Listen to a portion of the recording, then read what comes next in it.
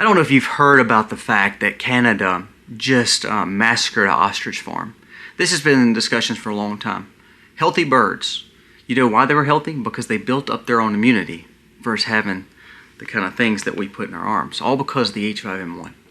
Now, you're saying, Colby, that's Canada. What does that matter for America? Because I have a story that will blow your mind on how the dangers of how this policy will come here and destroy our food system. Wait till you hear the story from a local farmer that's just a few miles from me and what he said about his chicken farms. This is happening in America. You just don't know it yet. Wait till you hear the story. Also, the government has been shut down for about 2 months.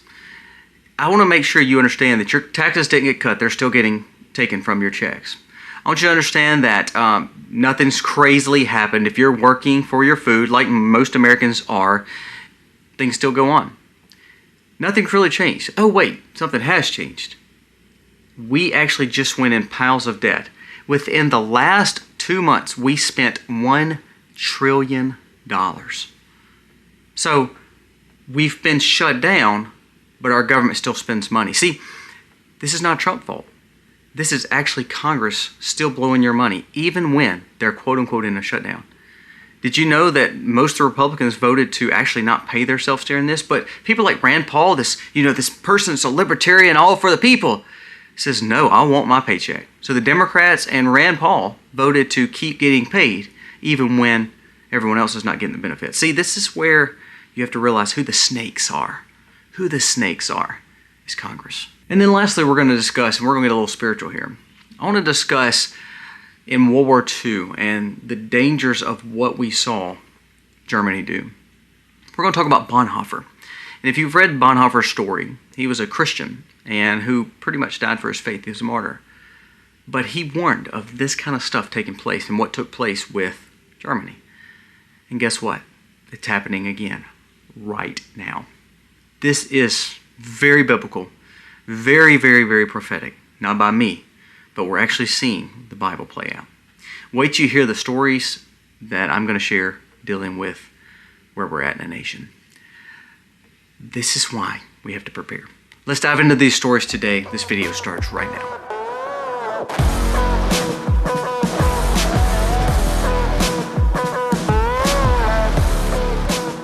Hey guys, welcome to our channel. Thank you so very much for being here today. If you are new, we ask that you please go down here, press subscribe, ring the bell, give us a thumbs up, and it helps us spread our message across this platform. Now, we're going to jump into the stories of the day. First, I want to talk about this ostrich farm. First, let's talk about what actually happened if you don't know the story, and then we're going to discuss how it kind of pertains back to us in America. The Canadian government is finally going to slaughter 400 healthy ostriches to prove they can. Despite offers from the U.S. to save these birds, the Canadian government decided to cull these birds. Now, we're going to go a little bit deeper in the story. Listen, this is from Rebel News. It says, in rural British Columbia, federal government of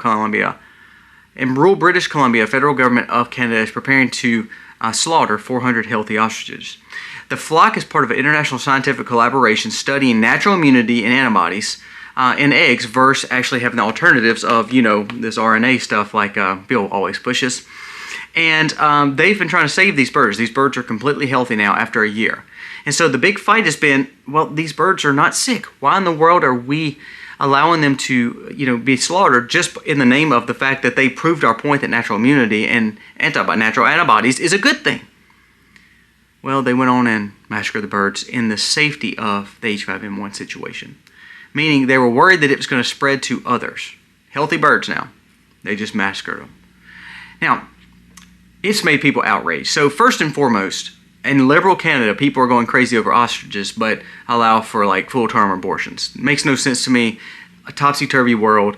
I'm not upset about the ostriches, as in more upset than a human being killed or murdered. I mean, we're allowing this to happen on our city streets every day and not arresting people and not taking people, we're taking people for granted and we're worried more about an ostrich. So first and foremost, it's dangerous that we are caring more about birds than we are about humans. So that's the first point that's just sad to me. But that's not the point of today's video. The point of what I'm saying is the dangers of this situation.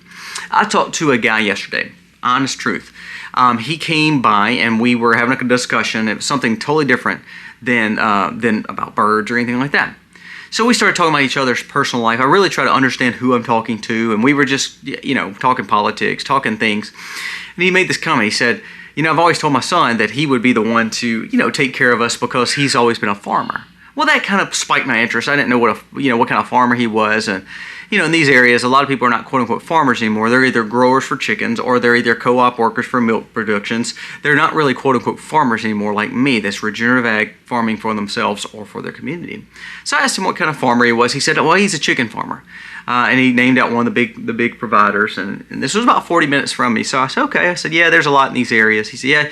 He said, when I was talking to him, though, he said he wanted some fresh eggs. And I said, well, it's easy to raise chickens. I mean, my gosh, we have chickens all over farm. He said, oh, no.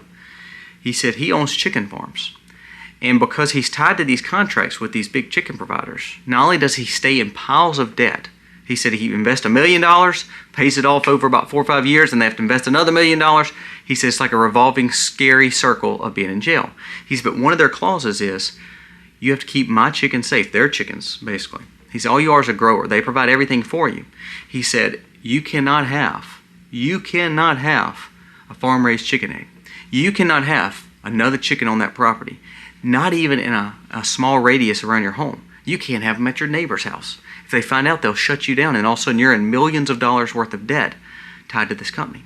So he says they have them. I mean, they have them to a point where they can't do anything. They can't move. All they can do is grow for this company. I said, well, man, that's terrible. I said, I've always heard kind of, horror stories about that. He said, look, listen to this. He said, all this talk about that ostrich farm and all that in Canada. He said, I want you to listen. He said, if they find one inkling of a sick bird, they don't even have to prove that it's the danger flu. He said, they will massacre all these birds and any bird within a 20 to 30 mile radius. He said, it may not even be in their farms. It may be completely away from that one farm. They'll kill somebody else's farm. He said, not only that, they'll kill every farm chicken in that area. He said, people don't believe that. He said, that is what would happen. He said, that's how serious our food is.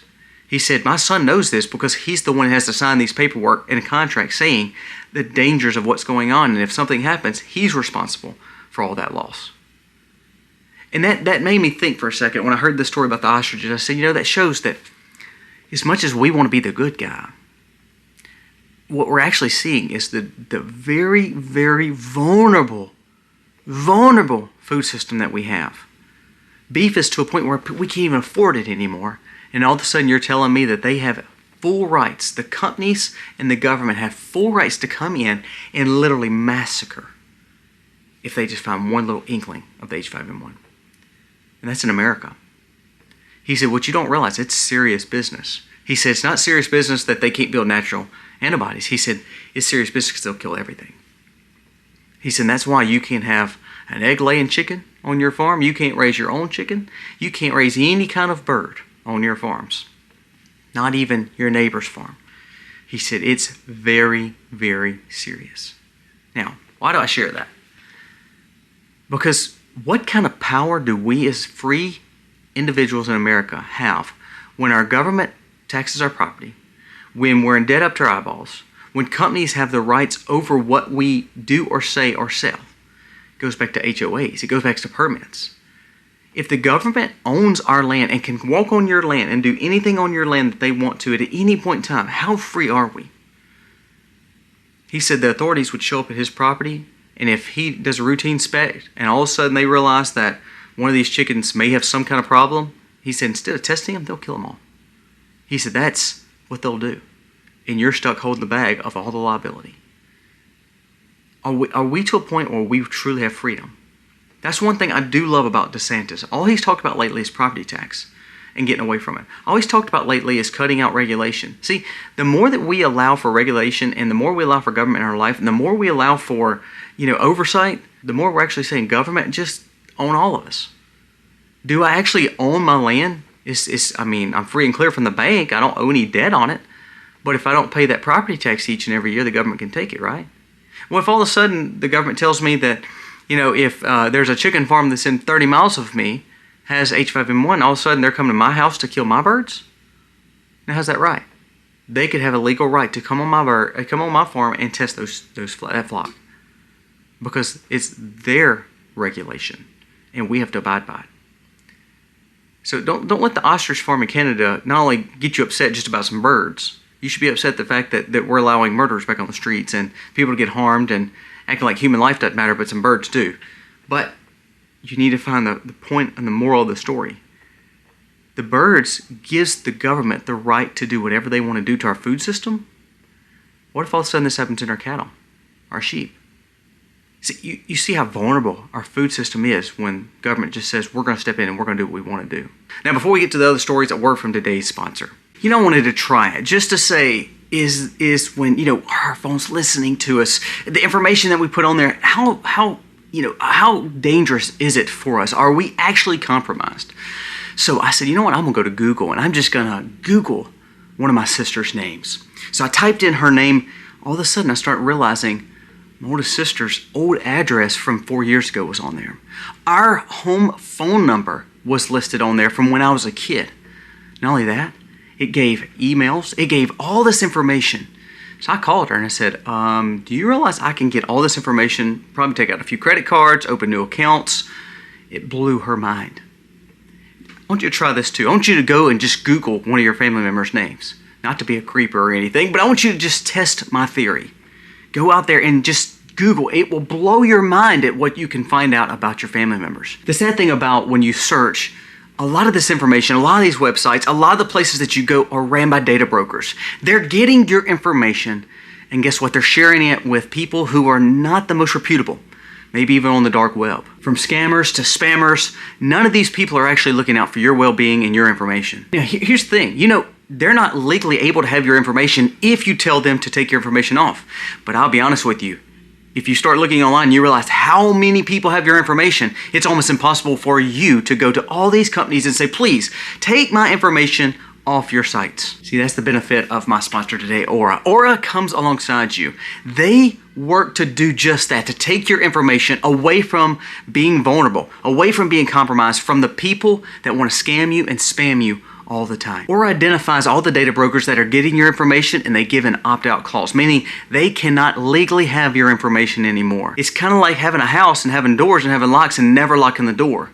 Aura allows you to lock the door. Give Aura just a few weeks. I promise you what you're going to see is your information is going to start being yours again. You're going to realize the spammers and scammers are going to stop. Aura also continuously monitors 24 hours a day, 7 days a week, and they're going to make sure they let you know if it is. Also, they have a world-class VPN to keep you safe as you search the internet. Do not miss out on this opportunity to utilize Aura to benefit you and your family's safety online. Remember, let's lock the door. You can go to my link below, aura.com/themacs. It's in the description. When you click on that, you're getting a 14-day free trial. In that 14 days, you're going to realize all the benefits of what they're doing. They're going to opt your information out from being vulnerable and compromised. Check out Aura today, aura.com/themacs. Do not miss out on this opportunity to have this free trial along with your safety. Now I want to go to the national debt and our government. So it came out, this is from Peter St. Onge. It says, the national debt just hit 38 trillion, 2 months after we crossed 37 trillion. This comes to 287,000 in every household in America and up to 40,000 just from this last year alone. He said Congress is spending us into bankruptcy even during a shutdown. We've been in a shutdown and we spent $1 trillion extra to our debt in 60 days, 2 months. Now, I just want to ask, why do we need government if they're still blowing money even during a shutdown?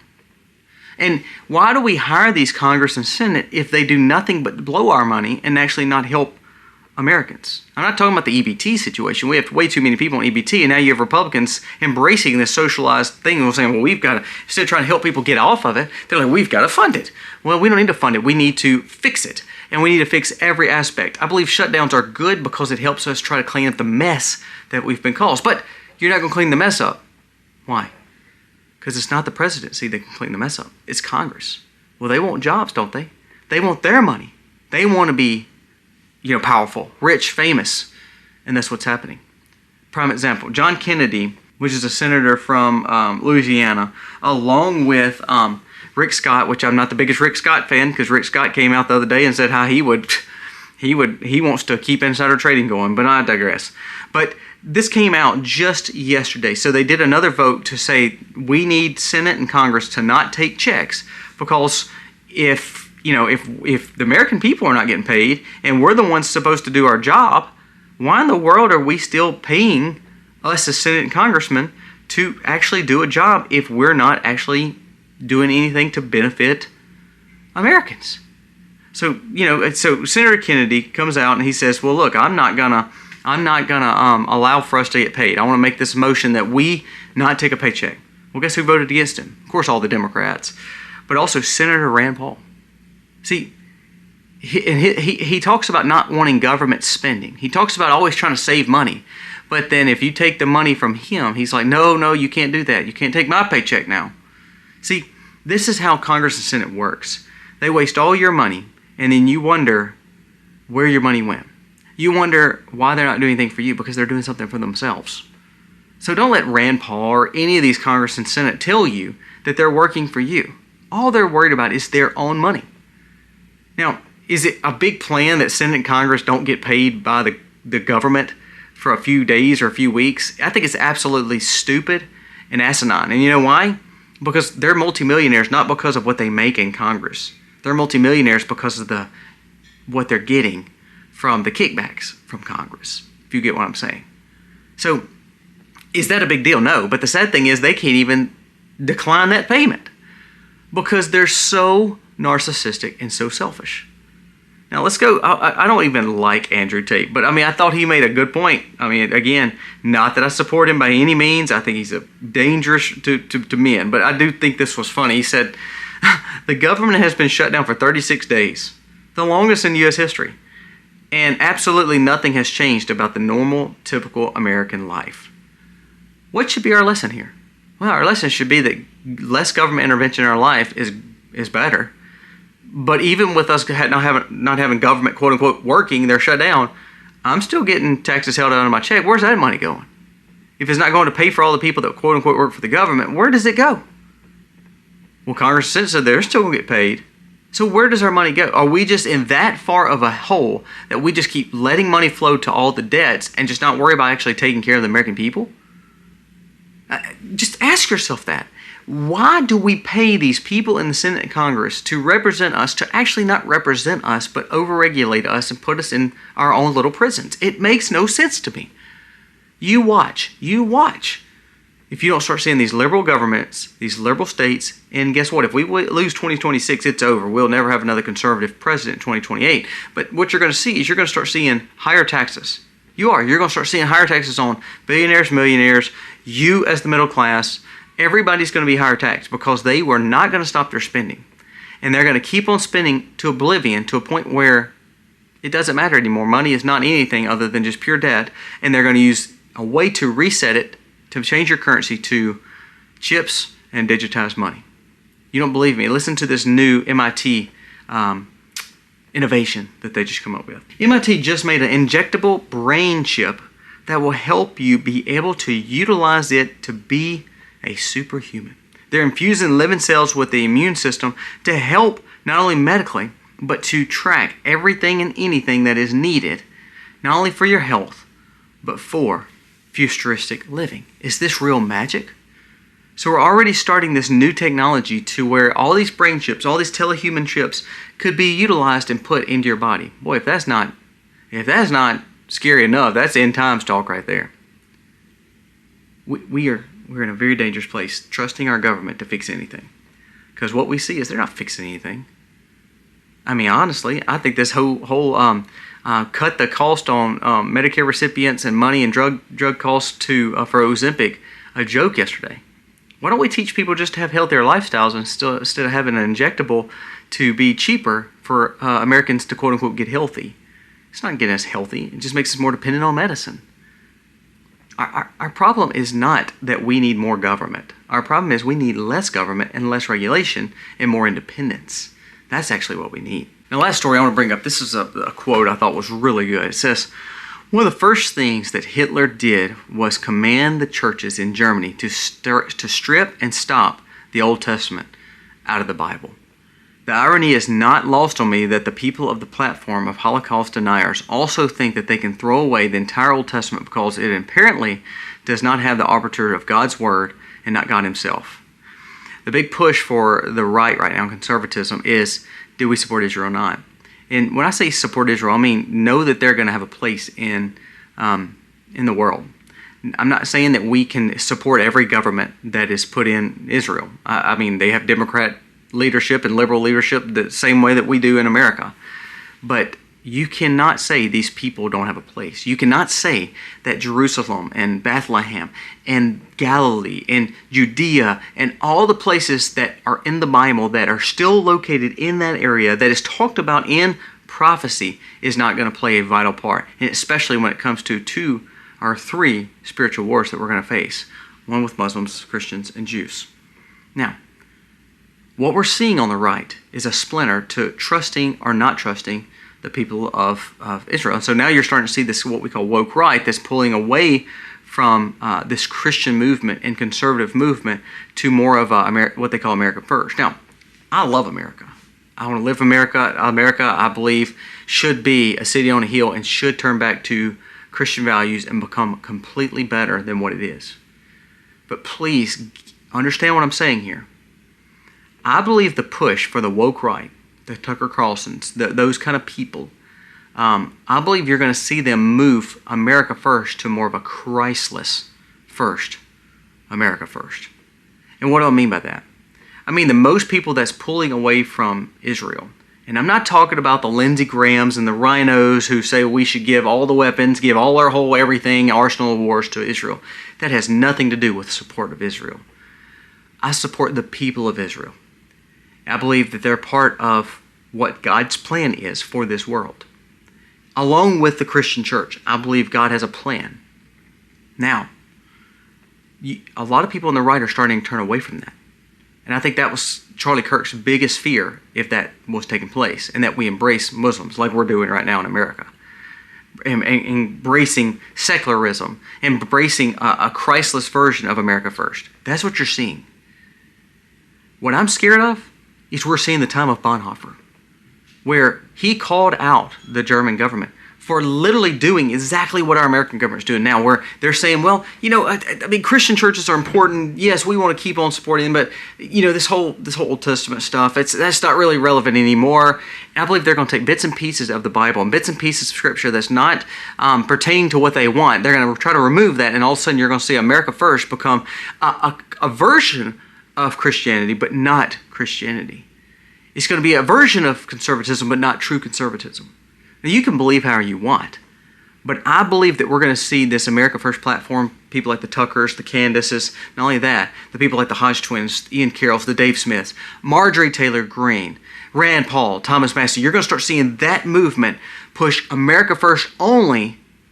Again, not that I'm against America doing well, but I'm scared they're going to pull so far away from what we believe as conservative Christians that America should thrive and do well, but also be the people of Jesus. And the people of Jesus, the conservative Christians, are going to support biblical things, biblical people. We're going to support Israel. We're going to support them, being in existence. Now, does that mean we like Netanyahu? Does that mean we like Ehud Barak? Does that mean we support every part of their administration? No. I don't support Barack Obama and Joe Biden when they're in our administration. They're evil too. But to hear the right fight itself and lose the battles on some of these other wars that we should be facing, like AOC and Zohran Mamdani, instead of fighting them, we decide to fight each other. And what we're doing is we're going to come out with a divided party, one that's going to represent Christ, that's not going to have any power, and then a Christless version of America First. And then the conservative Christians are going to be a minority, and they're going to look just like Bonhoeffer, looking to try to fix Germany, and it's not going to be fixed, and all of a sudden we're going to be persecuted more. I believe it's going to happen, guys. Pay attention. I think we're really setting up for the dangers of end times. I'm not a prophet. I'm not trying to tell you and scare you into that. I'm just saying, look, if you read your Bible, you're actually starting to see exactly what Daniel is talking about, what Revelations was talking about. It's scary. And again, That's why I try to teach my children. And when me and my wife have major discussions on this kind of stuff all the time. It's because we have to realize that government's not the answer. That even though people want America first and conservatives are who we vote for, the R behind their name is way more important than the D, but there are some bad players on the R side too. We need to understand that. And we also need to understand that we have to be independent. And we have to think for ourselves. And that's the scary thing. We've lost that. And I'm scared AI is going to harm that even worse because people are not thinking for themselves anymore. Guys, thank you so much for watching. Let me know your thoughts on today's video because I think it needs to wake us up. Are we the new Bonhoeffer? Are we the new Bonhoeffer? Thank you guys. God bless.